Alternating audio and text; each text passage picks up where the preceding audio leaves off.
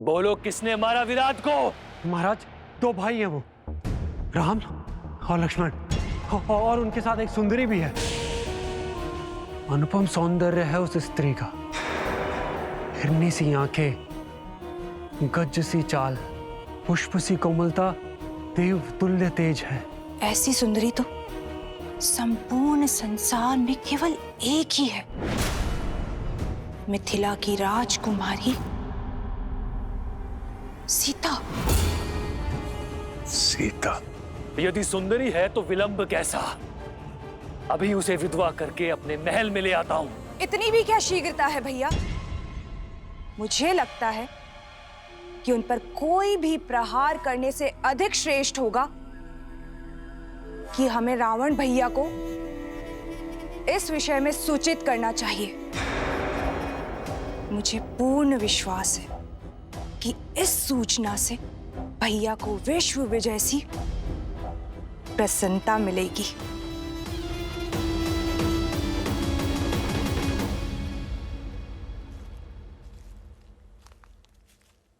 क्या हुआ सीते?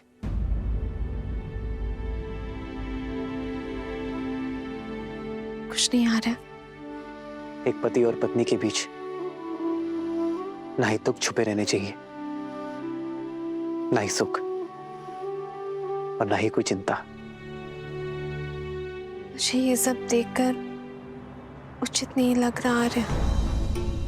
और हिंसा तो सबसे बड़ा धर्म है ना, फिर धर्म के पथ पर चलने वाले हिंसा का पालन कैसे कर सकते हैं? आर्य, उचित कहा तुमने सीते।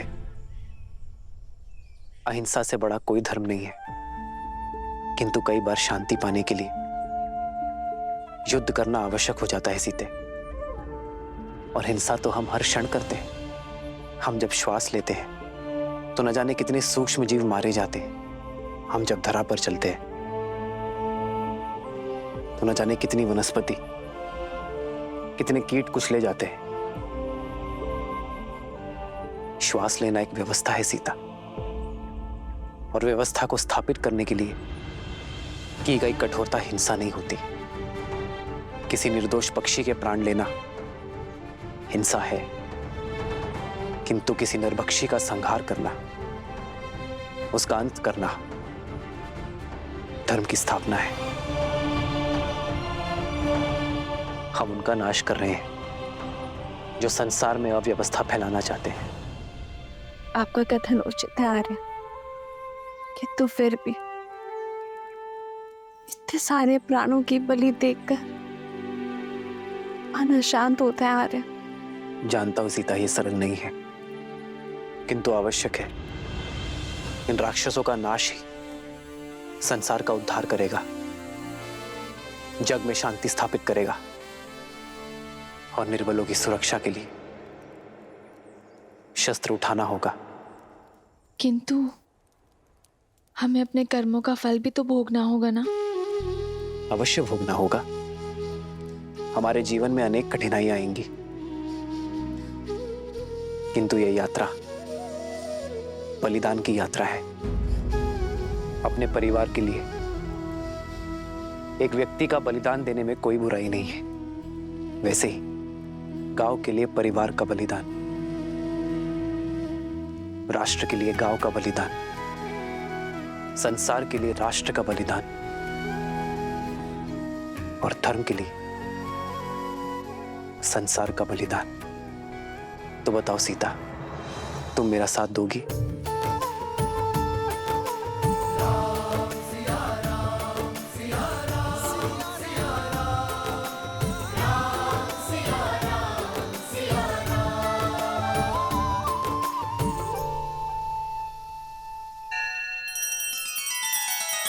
श्री रामचंद्र कृपालु भजु मन हरण भव भय दारुणम। नव कंज लोचन कंज मुख कर कंज पद कंजारुणम।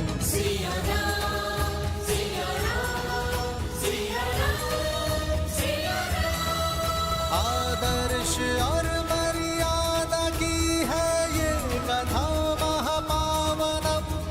काट मद श्री से मिला दे श्रीमद् रामायणम।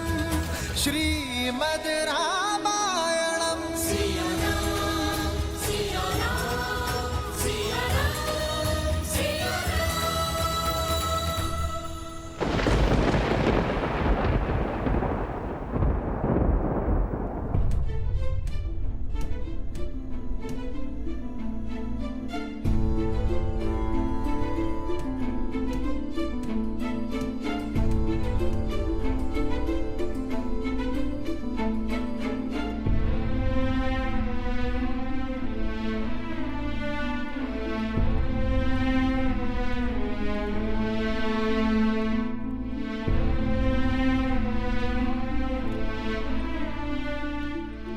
मुझे भान है कि तुमने बाली को प्राणदान क्यों दिया है हनुमान। वानरों की नियति से अनभिज्ञ नहीं हूं मैं। जामवंत जी, बाली कभी बुरा नहीं था, पर क्रोध ने उसकी बुद्धि भ्रष्ट कर दी। सुग्रीव बाली विवाद में मैं वानरों की शक्ति की हार स्वीकार नहीं कर सकता था, इसलिए मुझे हस्तक्षेप करना पड़ा। मुझे आशा है कि बाली अपना अभिमान त्याग महाराज सुग्रीव को अपना ले तो वानरों की सफलता का उदय हो जाए। पर तुम्हारी आशा टूटती दिखती है मुझे। बाली हमारा साथ कभी नहीं देगा। ब्रह्म के मेघों से यदि अपमान का चक्रवात मिल जाए तो विनाश कोई नहीं रोक सकता हनुमान। बाली का अभिमान ही उसके अंत का कारण बनेगा। भैया, बाली भैया,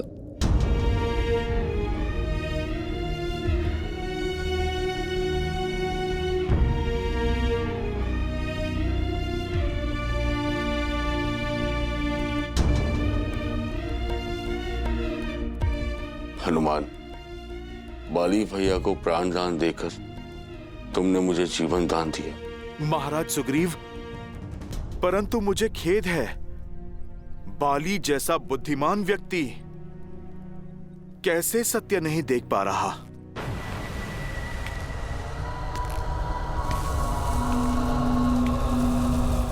बाली आ रहा है सुग्रीव, और वो तुमसे अपना प्रतिशोध लेगा। भैया, बाली भैया, उस ओर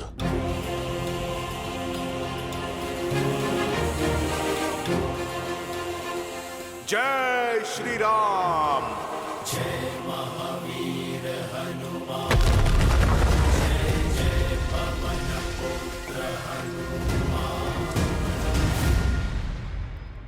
यहां से ऋष्यमुख पर्वत चले जाओ। ऋषि मतंग के श्राप के कारण बाली वहां पर प्रवेश नहीं कर सकता। सुग्रीव वहां पर सुरक्षित रहेगा। चलिए महाराज।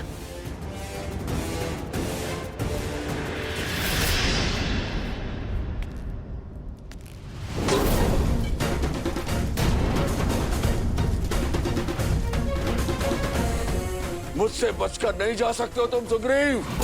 मैं तुम्हें पाताल से भी खोज लूंगा। ऋषिमुख पर्वत पर पहुंचने से ही पहले मार दूंगा मैं तुझे।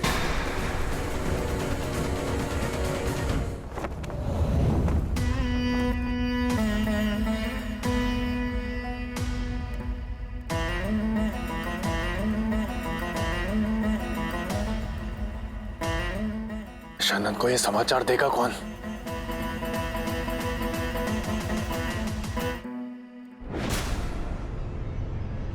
भाई की गंध मुझसे छुपती नहीं कर। और उससे भी बड़ी बात, ये गंध मुझे भाती नहीं।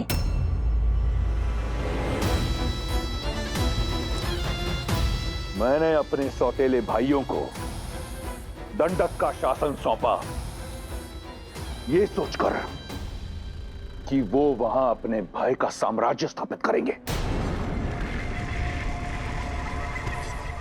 इसलिए नहीं कि वो इस तरह भयभीत होकर मेरे समक्ष खड़े हों। तुम्हारे झुके हुए नेत्र इस साफ बताते हैं कि तुम्हारा भय, तुम्हारी व्याकुलता उचित भी है और आवश्यक भी, परंतु स्मरण रहे, आज मेरे कान किसी भी प्रकार की बुरी सूचना सुनने को सज्ज नहीं। ये भय फिर दिखा तुम्हारे नेत्रों में, परंतु अच्छा लगा, क्योंकि ये भय रावण का है, होना चाहिए।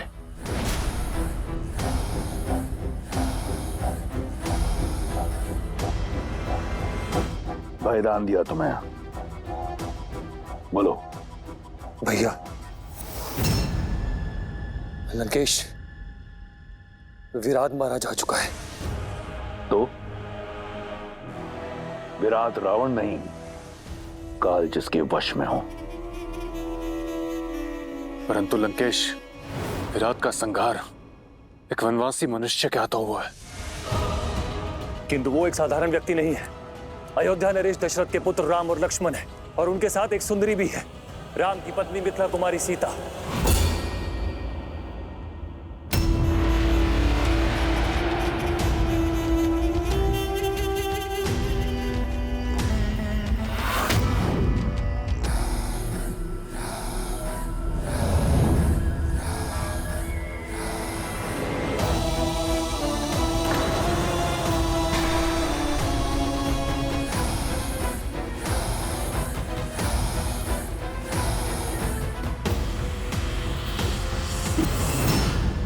ये तलवार चेतावनी है खर, वन का दायित्व तुम्हारा है, तो उसमें उपजी समस्या मेरी क्यों?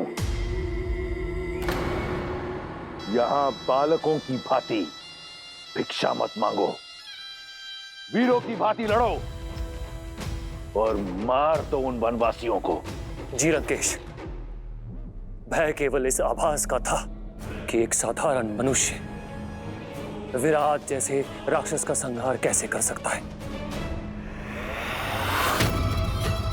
भविष्य में समस्या नहीं, समाधान लेकर मेरे समक्ष आना, अन्यथा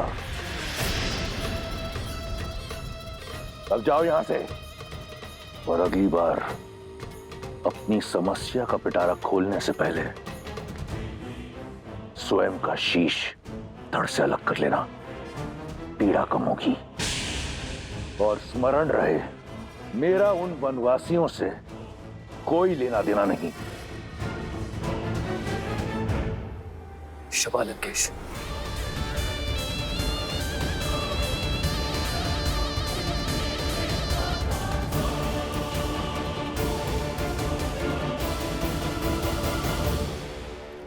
नहीं स्वामी, ऐसा मत कीजिए। क्यों ना करूं? उसने मेरे स्वाभिमान को ठेस पहुंचाई है। मुझे नीचा दिखाने के लिए उसने तुम्हें अपनी पत्नी बनाया। अब प्रतिशोध का एक ही मार्ग है, रूमा से विवाह। ऐसा अनर्थ मत कीजिए स्वामी। क्यों? क्यों ना करूं? वो करे तो नियम, और मैं करूं तो अनर्थ। जो नियम सुग्रीव पर लागू होता है, तुम पर लागू होता है, वो मुझ पर क्यों नहीं? क्योंकि सुग्रीव ने आप ही के आदेशानुसार उस गुफा के मुख पर चट्टान रखी थी। आप ही के आदेश पर उसने किष्किंधा को संभाला था। और स्वामी, आपने तो रूमा को पुत्री समान प्रेम दिया है, तो अब क्यों प्रतिशोध की आग में आप अपना सम्मान, अपना गौरव और अपने धर्म को भस्म कर रहे हैं? क्यों अधर्म करके नर्क के भागी बन रहे स्वामी? चट्टान तब रखनी थी जब मेरी मृत्यु हो जाती, तब। लेकिन रक्त बहकर बाहर आया था। वो रक्त नहीं था। वो उस मायावी की माया भी तो हो सकती थी ना। सुग्रीव की चाल भी तो हो सकती है। नहीं चाहिए मुझे धर्म, नहीं चाहिए मुझे स्वर्ग, और ना ही मोक्ष। यहाँ राज शक्ति और युक्ति से होता है, और ये दोनों ही अपार है मेरे पास। इसीलिए राज भी मेरा होगा और रूमा भी। सुग्रीव को मूल्य तो चुकाना ही होगा। सैनिकों, रूमा को मेरे समक्ष प्रस्तुत करो। रुक जाइए स्वामी, अंगद के विषय में तो सोचिए, वो अभी बालक है, उस पर क्या प्रभाव पड़ेगा? उसके लिए यह प्रशिक्षण होगा। वो भी तो देखे कि वानर राज कैसे बना जाता है।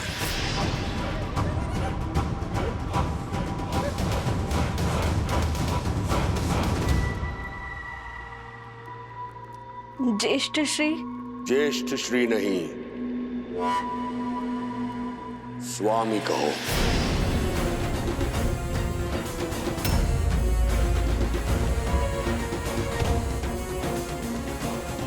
आज से तुम मेरी पत्नी हो।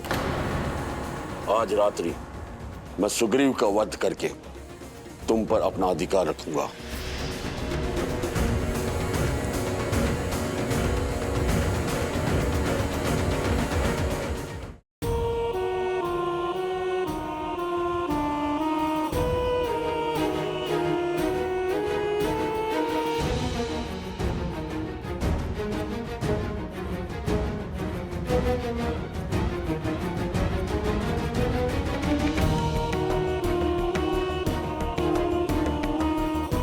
जो तुम्हारा नहीं है उसे पाने की लालसा छोड़कर जो है उसी में संतुष्ट रहना सीखो।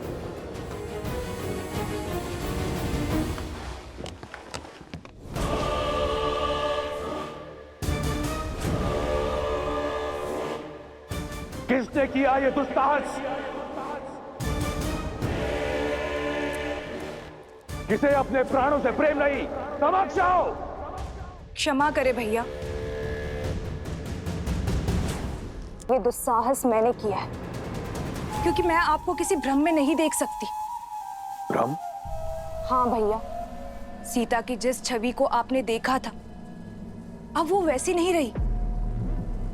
अब वो महलों की राजकुमारी से एक वन की सन्यासिनी बन चुकी है। तनिक सोचिए भैया, सीता के सौंदर्य और तेज के बारे में। आपके साथ लंका की स्वामिनी के रूप में खड़े होकर वो कैसी लगेगी? उसका प्रारब्ध आप ही के आने की प्रतीक्षा में है। बेचारी, जिस राजकुमार से विवाह किया उसके पास राज्य तो छोड़िए, कांटों से बचने के लिए पांव में पादुका तक नहीं। जिस स्त्री को लंका की मखमल शैया पर होना चाहिए वो पथरीली चट्टानों पर सो रही है।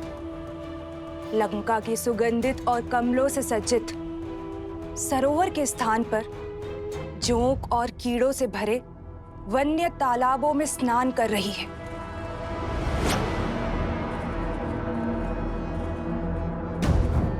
सीता लंका के लिए बनी है और लंका सीता के लिए। ये शब्दों का खेल मेरे साथ मत खेलो। मैंने तुमसे परामर्श नहीं मांगा, आदेश दिया था दंडक में निवास करने का। जाओ। भैया, मैं आपके भीतर चल रहे इस द्वंद्व को समझती हूँ। चाहे वर्षों लग जाए, उस घने विशाल दंडक वन में मैं खोजूंगी सीता को। आपके समक्ष तभी आऊंगी जब उन दोनों भाइयों के अंत का कारण बनूंगी।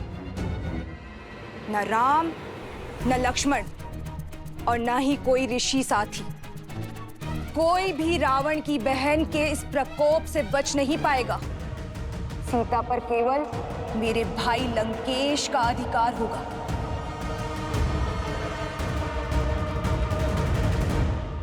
राम राम राम राम राम राम राम राम राम। महाराज, बस कुछ देर और, हम लोग ऋषिमुख पर्वत के निकट हैं। राम राम राम। रुक जाइए महाराज,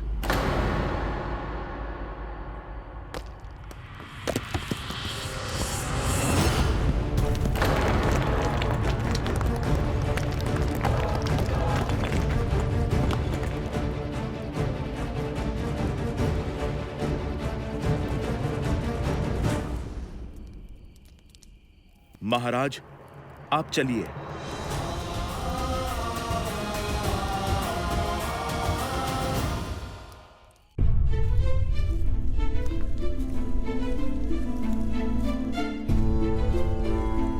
बालपन में बाली भैया कितना प्रेम करते थे मुझसे। तुम देखना हनुमान, बाली भैया को उनकी भूल का पश्चाताप अवश्य होगा। हमारे मत मिले ना मिले, हमारे मन अवश्य मिलते हैं। महाराज सुग्रीव, प्रभु श्री राम करे आपका कथन सत्य हो, परंतु ये समय भावनाओं में बहने का नहीं, योजनाओं को सफल करने का है।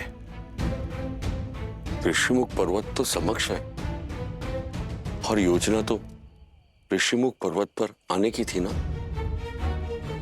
ये सारे पेड़, ये ऋषिमुख पर्वत की सीमा ही तो है। महाराज, आप चिंता ना करें, मैं बाली के हर एक प्रहार से आपको बचा लूंगा। परंतु हनुमान, यदि तुम बाली भैया के समक्ष गए तो वो तुम्हारी आदि शक्ति छीन लेंगे। मेरी यही योजना है कि मैं उनके समक्ष नहीं, उनके पीछे रहूं और मैं महाराज बाली को ऋषिमुख पर्वत की सीमा तक खींच के लाऊंगा। जैसे ही उनका पग ऋषिमुख पर्वत की सीमा को छुएगा, उन्हें मिला श्राप उनके प्राण हर लेगा। परंतु ये होगा कैसे हनुमान? और भैया के प्राण? महाराज सुग्रीव, यदि जीवित रहना है तो आप मुझ पर विश्वास कीजिए।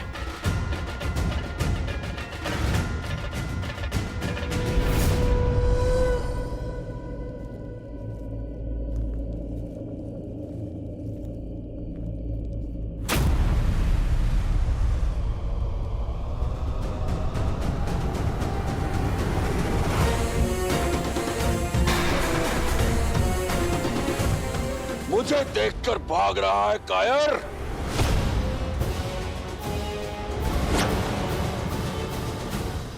प्राण जाए फिर भी मैं आपसे युद्ध नहीं करूंगा भैया।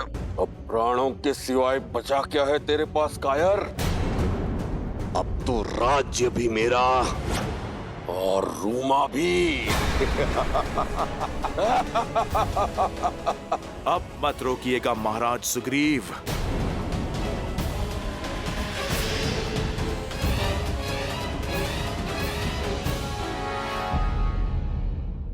लक्ष्मण, क्या बात है, तुम व्यथित लग रहे हो? इस वन में भटकते हुए कई वर्ष बीत गए भैया, किंतु अब तक हमें वो वृक्ष नहीं मिला है जो हमें ऋषि अगस्त्य के स्थान तक ले जा सके। कभी कभी तो लगता है कि क्या सत्य में ऐसा कोई वृक्ष है भी या ये बस एक कथा मात्र है। राम राम। भैया, लगता है हमारी खोज समाप्त हुई।